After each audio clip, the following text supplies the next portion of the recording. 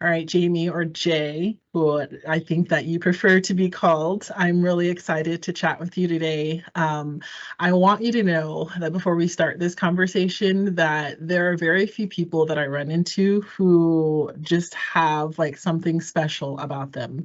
I think that you're one of those people. I know that we haven't had a ton of time to sit, hang out, and chat and talk. But it is very obvious to me from a very far distance that you are very bright, that you are very unique, and that you bring just something very special to the table. So I am very excited to kind of dig into your mind a little bit today and see what brought you here, and see kind of where your journey is going to take you, because I'm excited to follow that, whatever it is. But everyone doesn't know you who's going to be watching this video. So let's just start with the basics, I guess, just a little bit about yourself and what brought you to IntelliTec. Well, I'm Jay, and I lived on the road with my partner for almost 10 years. She's a truck driver. So we spent almost a decade exploring the country, seeing different cities, towns, rural areas, places all over, and making connections with people and enjoying just seeing what's out there in our big, beautiful country. We I had a cancer diagnosis almost 6 years ago, and it sort of changed not only my brain chemistry, but the things that I needed to feel safe in life. So when we first got together, we had no intention to come off the road, but getting sick, it's very hard to have doctor's appointments. It's really hard to have a rooted sense of safety, because I could go into a truck stop at any point and they might not have any cups for me to have tea in the morning. They may not have Mhm. any like my favorite beverage or whatever else is going on. And when I'm already feeling kind of unsafe in my body, it's hard for me to go out in the world and not have the things that I need to feel comfortable. So after a couple of years, it became pretty clear that I needed some place that had roots. So we started looking around. Where would we want to settle? We thought about a few different places because we have a few different friends who had beautiful properties, and we talked about different options. But something always happened in those situations that kind of kept that dream for coming to fruition. And when the very last option looked like it was amazing and it was near my best friend up in Washington, it didn't, it fell through again, and it really broke my heart. So the truck broke down in Grand Junction for about a week. So my partner was here. I was hanging out with my best friend because I needed a break from truck life. And so she was out on the road and came here. We have some family who live here. They're like sisters to me, but they've lived here a long time. So every time we come through, we came to visit them. But they showed her around town, and they showed her the different places, and they showed her like the monument and downtown and all of those wonderful places. And she absolutely fell in love with it. And because of the trust we have in our relationship, she's like, I think this is the place we should live. The vibe of the city feels amazing. Our friends are here. We wouldn't be alone. And found a listing on Facebook Marketplace for the house I live in now. And the person who owned the house was a truck driver. So it all beautifully matched up, because having 10 years of not having any rental history is really hard for people to understand, Yeah, even though we're yeah. pretty clear we're truck drivers. So it was meant to be. And then as soon as I came off the road, and she's still currently driving, but as soon as I came off the road to live in town, I was trying to figure out what I want to do with myself. I spent all those years trucking, volunteering for things, but I wasn't working. So the volunteer opportunities that I've had over the last decade have usually involved tech of some kind, and finding my passion with translating tech needs and programs to people who haven't used them very much, being that connection between the two has always been my joy. So I saw the programs for IntelliTech and saw computer systems technician and decided to go for it. I love that the truck broke down in Grand Junction. It did. That is my favorite part of the story. Like everyone or everything just knew you were supposed to be here and to put you on this path, to be a computer technician, which I think is just a very extraordinary field in itself. So, did you have like any experience with computers, or what was that? What was that experience like to give you like that passion, or I guess that drive to seek this out as a potential career? when I was doing volunteer things, a lot of the background work to make these events run, whether they're virtual events or in-person events, there's a lot of behind the scenes things you need to set up, right? The registration system, the people who are going to present for your events, the volunteers that are helping the events run, all of that involves online communication. So once I started volunteering for these educational events, I was on the computer all the time. I was helping the systems run, setting them up properly before they got dispatched to the people who need to use them. And so I was doing a lot of learning new tech, everything from Zoom to like Cognito forms to Microsoft stuff to all the different things that each event uses, because nobody uses the same things. I mean, Zoom and Microsoft Teams are pretty standard, but I've used all kinds of different like online seminar sort of technologies. So I would volunteer for something to realize I need to learn some new tech, learn the new tech, and then usually end up teaching other people how to use said tech. So over the years, it's just I have increased whatever volunteer role that I'm in from just like your basic volunteer showing up to do the job to being somebody who's like the producer's assistant who has their hand in every aspect of the event itself. So going through the motions of learning so many different new tech and also teaching that to other people has just put it in my toolbox of skills that's something I'm really good at and something that I love to share with other people, because with we're only getting more reliant on technology as the years go by. So it's increasing the gap for folks who haven't had technology as their first language. So folks who are 50 plus usually, people who are in isolated environments, like you can't just go out to a coffee shop in the city and hang out down the block. You have to like figure out how to get on Zoom. You got to figure out how to register for these events. You've got to figure out all these things. And if you don't know, or you're getting frustrated, or you have mental health blocks, it's harder and harder to create connection and community. So I love being somebody who can help bridge that gap. So technology was always my way of connecting, especially living out on the road. It's kind of crucial to your safety to be connected. And so, you know, I could feel connected to the rest of the world while we're barreling down the road in Arkansas or something, you know? I wonder just kind of your perspective, because I have talked to, and I'm sure you have as well, a diverse group of people who either grew up with technology or there is that gap. I think at some point in time, maybe the older generation thought that technology wasn't going to be where we are right now. Kind of what is your perspective on the direction we're going, and how do we continue to help bridge that gap for people who maybe thought it was a fad? I think the idea that it's a fad is pretty, they realize it's not. But if you've resisted something for so long, now you're further behind trying to figure out how to catch up. So I think that there is a lot of beauty when it comes to technological advances, but we're doing it so fast without having any sort of standardized way of an entry point for people who can't move quite as fast, who maybe just need to know how to check their email and whatever social media they choose and call people, and that's it. Like there's still no entry point for that. So I think that we're moving at light speed, especially with things like AI and the push for AI, which I have strong feelings about.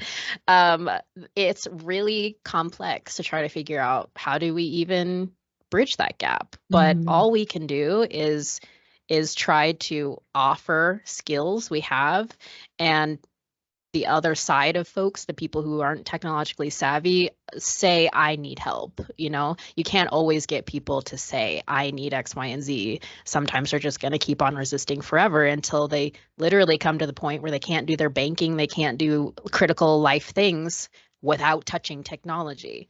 So it is challenging, but all we can, both sides can do, is be open.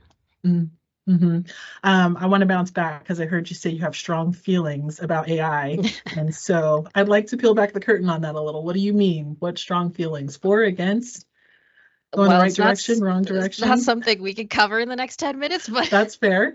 my basic feeling is I'm really struggling with accepting that it's something I need to deal with because it's really hard to make legal conversations about and rules about how we are even allowed to use it. I mean, there was a writer's strike for the entertainment industry because AI was being used to create scripts and create artistic art, any form of art.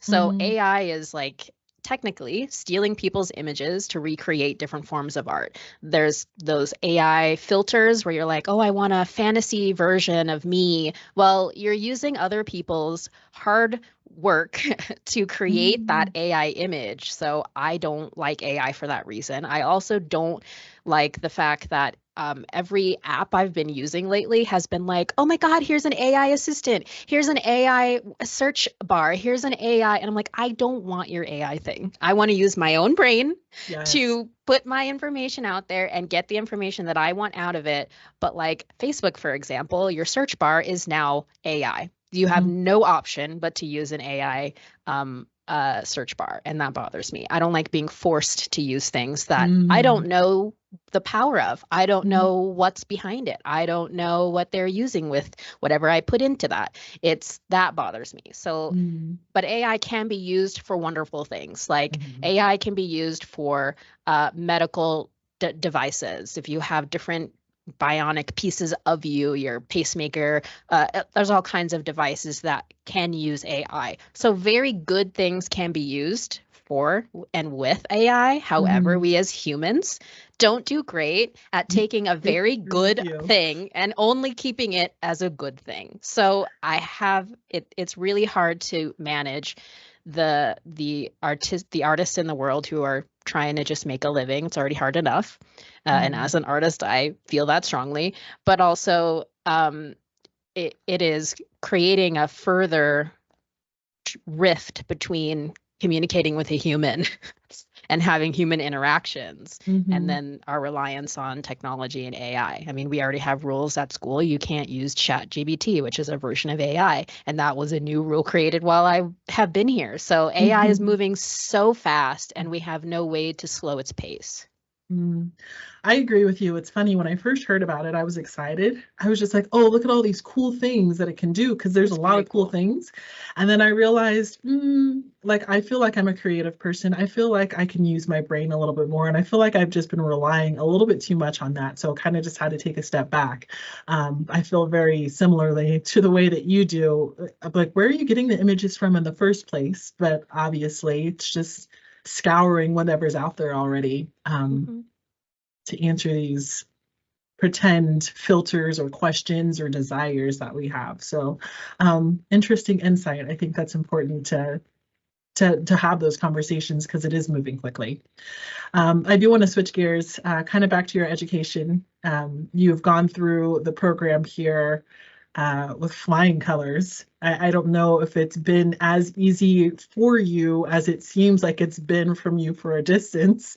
Um, but tell me a little bit about, being a student and kind of some things that you've had to do to be successful in the program. Well, it was a an emotional decision to come to school in the first place because I did start school, I want to say 2009 at Gallaudet University, which is the only school for the deaf in the world. Actually, I think there's a French school for the deaf. So predominantly the student body are deaf and hard of hearing. And I used to want to go to, I still do, but I used to want to be an ASL teacher in high school because my ASL teacher in high school was kind of instrumental in saving my life. So, Mm, and I love the language, I love the culture, I love the people, I love all of it. But since most of the students were on SSI, there was not a lot of support for the hearing students that were there financially. And I don't have a great relationship with my family, so I had no one to support me. So I went for a semester and had so much debt from just the one semester and couldn't continue. So it really kind of broke my heart that I worked so hard, was working full time, going to school, getting great grades. All of my classes were in ASL, so I was doing everything in a second language. My roommate was deaf, like all of this. I was completely immersed in the world and thriving, but couldn't continue because of financial reasons. So that really hurt for a long time. So coming back, I was like, oh no, do I want to go back feeling like I don't have support or that I can't financially continue or all of this? But the school was so helpful in making sure it was clear what kind of financial help I had, offering scholarships, being so clear about what I am signing myself up for, and being empathetic to the fact that it really was like, so hard for me to even come to the meeting for the financial conversation in the first place. So I wanted to just come and with an open mind that I will succeed this time. It's not a repeat of the last decade, and that everyone here is rooting for my success. And that proven through my time here. And despite any sort of like institutional challenges, just like, rules change, things happen. Everyone has been receptive to when I have things to say, good, positive, not whatever, anything that I needed to express about the experience that I'm having. Everyone has been listening and receptive and all of that good stuff. So I think I'm losing the thread of the question you actually asked me. Oh, my experience as a student has been wonderful. From the teachers to the resources to the knowledge. It has, in the sense that I'm just a nerd at heart, it has been easy, like doing my classwork. I keep on trying to push through, even if labs are being weird or if like the assignments aren't quite lining up to what we thought we were doing just because the course changed or whatever. But I would say it has been easy in the sense that I always knew I could ask somebody if I didn't know what was going on or if I had a question or if something was not feeling right or whatever. So it's been great. I am curious, what's next for you? Do you have any big plans? I know you kind of attended school as a little bit of a gut punch for you because it sounded like you were on track for something cool. Oh, yeah. You're still on track for something cool. What's the plans now? Well, I have a job at Microsoft. So my plans. How did you land a job at Microsoft? I must know. Well, I have, like I said, all the traveling, the volunteering, we have a lot of connections all over the place. So once I started my IT career by coming to school and was sort of getting a feel for, which terms were speaking to me and which weren't, like hardware is not my jam. I do not want to open up your computer and do things to it. I know how now, but I just don't want to.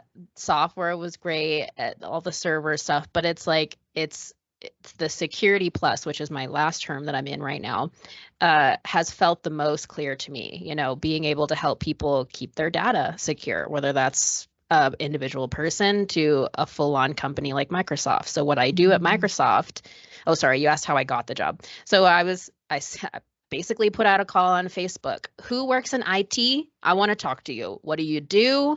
What job do you have? What's your job description? What are your responsibilities? Does your job have an internship? What kinds of programs do they offer? And I had all my friends in IT respond to me and send me their LinkedIn and tell me their responsibilities and what's up. And I had a friend who's been working at Microsoft for over 20 years who they had a project that didn't come to fruition, so they had extra funds and they were reallocating those funds. And one of the teams, which is the one that I work on, they are essentially an internal Microsoft team that helps any Microsoft clients. That's anyone from Lenovo, Dell, AMD, people, big companies who do lots of computer pieces and programs and all of that. They are clients of Microsoft and they have their programming languages, their projects, all of that in an internal database storage system. So I'm part of the team that gives those teams permissions to files they need, who gives them access to the stuff that they need to do their job, basically, and provides whatever sort of security groups they need if they get new people on their teams, if they start new projects, all of that.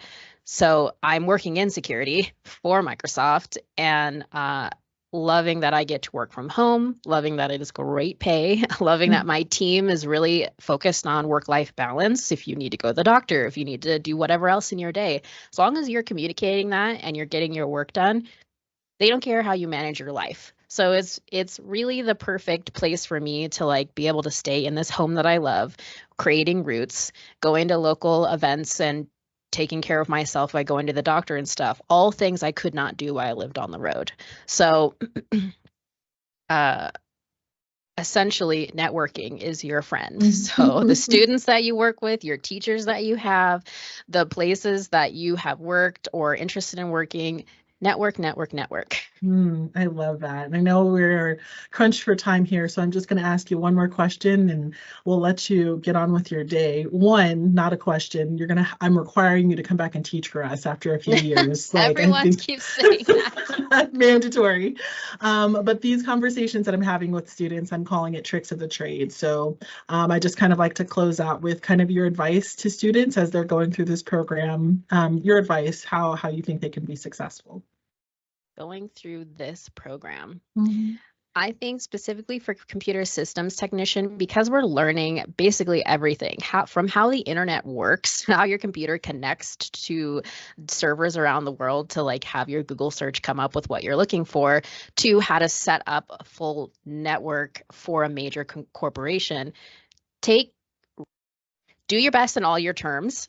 However, whatever is not speaking to you, you do not have to take the certification exam for that. You do not have to go down that path with your career. So what feels good to you? What feels like, oh, this is interesting, this is exciting, this is what I want to do? The IT field has a million different ways that you can work in it. So this course will give you an intro to maybe what avenue you want to go down with your career, but you will find something. Well, I appreciate you taking the time to chat with me today. I wish I could chat with you forever, but I wish you very much luck in the future. And like I said, come back. We want to hear from you in the future too. I will for sure. I don't plan on leaving Grand Junction anytime soon, if I have my choice. So awesome. Thank you. Thanks so much. I'll talk to you later. Bye. Bye.